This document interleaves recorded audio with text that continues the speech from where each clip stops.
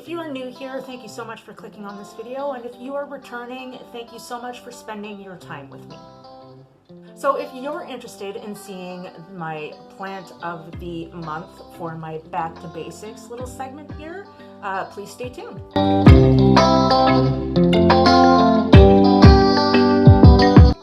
Hi guys, welcome back.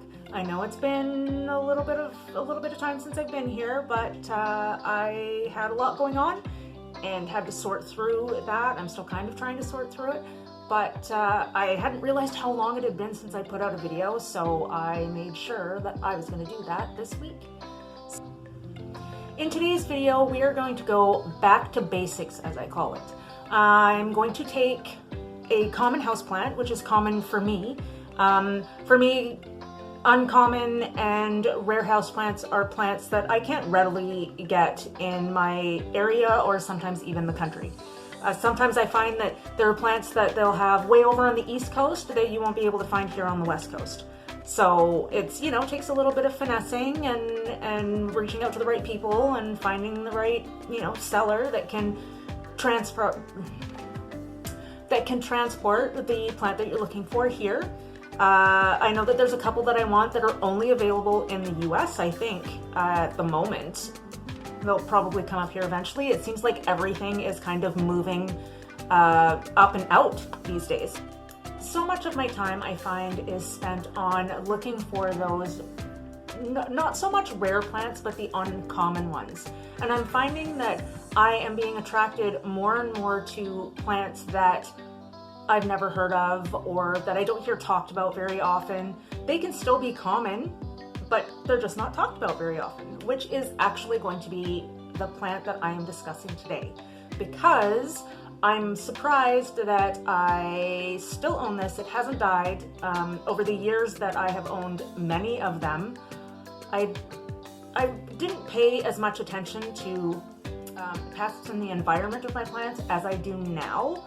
Probably because the plants that I would find were so easily available that if one died, I could just go out and get another one.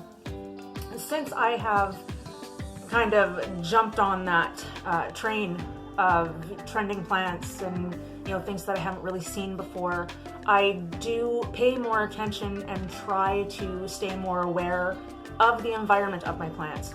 I'm not too overly cautious with humidity.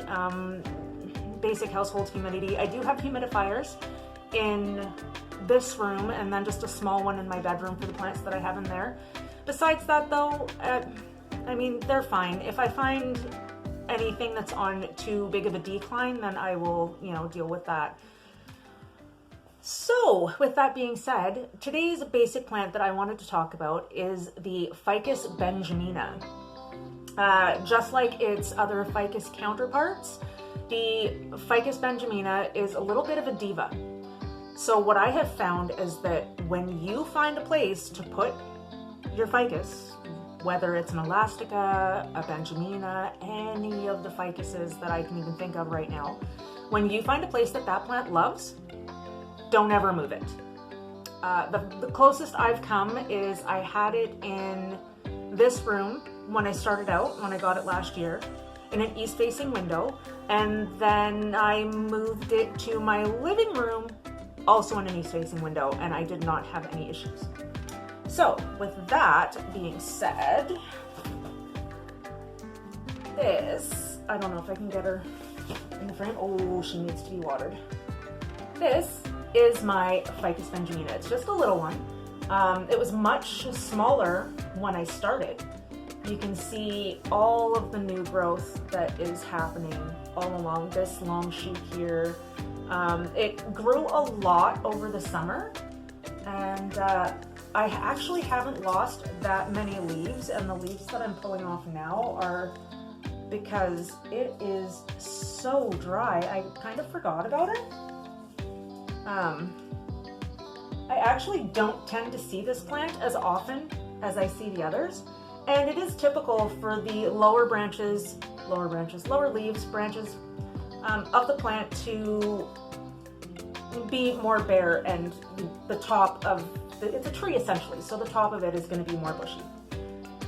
So I was so impressed and shocked with her growth that the next thing I wanted to do was find a variegated one. I have always had both, and both have always died. So we're trying a little bit harder this year, or this time around anyway, to have them survive as long as possible. And that will probably start by watering this, because they do not take to missed waterings very well at all, as you can see. It dropped a bunch of curly leaves. And now that we're heading off into winter, you know what? I don't know if she'll stop. A lot of my plants like to grow continuously throughout the year. Whoops. And this one is no exception. I did think about propagating this plant, but I decided not to do it this year. What I will do is I will do it next year, because there are different ways. Well, there's only 2 different ways really to propagate this plant. Like, look at this runner. It's just a runner. There's no leaves on it. They're really, really tiny and growing in. But it essentially just means, you know, pruning your tree, adding a rooting hormone, and then growing roots. I've done it before, many, many, many moons ago. Sorry, it's a little bit, I feel so sad because she's so light right now. Yeah, I get a little bit anxious about this plant, because it is common, which I know that doesn't make sense right this second, but because I have had so many, all died, and I'm trying really hard to keep this one alive, it gives me anxiety when something goes wrong. Now, until I picked it up to do this video, I didn't actually think anything was wrong. Not that anything big is wrong, it's just dry. The care tips for this plant, like I said, put it in a window space that it likes and leave it there for the rest of its life. I do only water it when it's dry, because just with same thing as underwatering will make you lose leaves. If you overwater it, it will also lose leaves. So I tend to let it dry out between waterings, a little bit too much. But she seems really happy and just keeps, there's like 6 inches of new growth on this plant from when I got it, if that tells you anything. So, now that we've gotten that one out of the way, yesterday I was out shopping.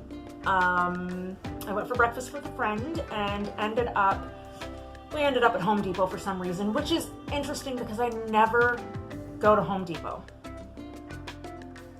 And as soon as we walked in the doors, on the left side was the garden center. And boy, did they have a lot of things. A lot of things that I wouldn't buy basically because it would die in my home. Like alocasias. I have no luck with alocasias. Peperomias come here to die. Same with calatheas. That being said though, I am growing calatheas from seed, and one peperomia that I got from the same friend that I was out for breakfast with, I thought it died, but it is slowly making a comeback. And that will be in an entirely different video. Anyway, wandering through, I found a couple of things that I was very surprised to see there. But the one thing that I saw that I picked up immediately when I saw it was this little guy. This little variegated Ficus Benjamina. And it's just the cutest little thing. And I think it was only $7, I think. Now the one thing that I noticed with Walmart and Home Depot is that you buy your little 4-inch plant, which definitely needs to be transplanted, but I will let it acclimate first because I'm getting much better with that. But it comes with a little cash gull. So that is super cool. Those roots are very, very dry. I don't know if you can tell there, but they don't look good. And down there on the inside, I don't know if you can see that either, there is a bunch of dead material, which we'll have to take out of there because dead material brings the pests, and I've had enough of them. I don't want any more, at least not right now. I do also spray my new plants down with an alcohol, Castile soap, and water mixture.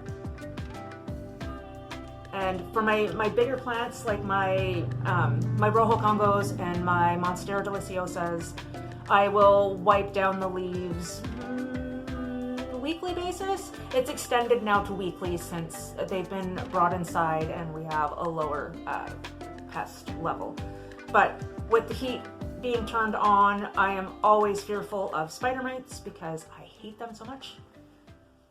They devastate. I mean, thrips are the devil, but spider mites will take out your collection faster than anything I think I've ever seen. So, okay guys, so I don't know how many of you have these, or if you're gonna go out and find one, give it a try, but don't let them scare you. If you can have a Ficus elastica, if you can have a Ficus audrey, if you can have any of those, chances are good that you will be able to survive really well with these. So yeah, I mean, bring one into your household. What can go wrong? And they're really, really affordable. I don't know how common they are wherever you are. Here though, pretty much a dime a dozen. Throw a stone and hit one. So yeah, give it a shot because they are beautiful.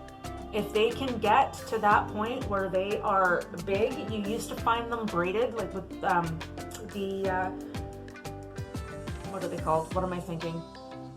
Trunks, stems. Would you still call them stems because they're woody now? Whatever. You can find them braided sometimes and they just look gorgeous. I wonder if I can pull mine together a little bit. Anyway, guys, that is it for me. Thank you so much for being here and spending this time with me. It was short and sweet and had to give you a little bit of something. Please like and subscribe. Leave me comments down below if there's anything you would like to see. If you'd like updates on anything, please let me know. You can find me on Instagram under Ordinary Plant. You can find me on Instagram under Ordinary Plant Girl, and you can see the progress of pretty much everything right there. So please be safe, and I will see you in the next video. Bye!